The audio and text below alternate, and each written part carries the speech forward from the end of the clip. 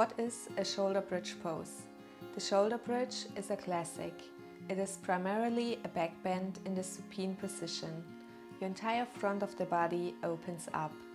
Above all, your hip flexors, your oblique and straight abdominal muscles and your chest muscles are stretched.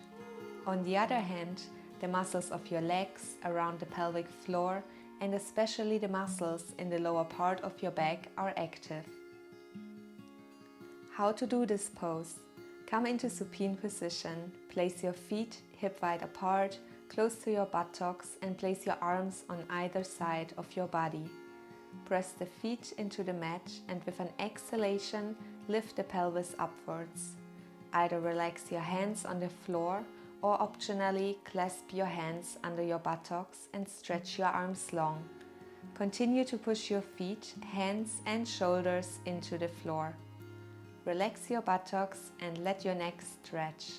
Stay here for a few breaths and continue breathing calmly. Raise your heels, roll your back vertebra by vertebra to the floor, let your legs slip out and remain in supine position.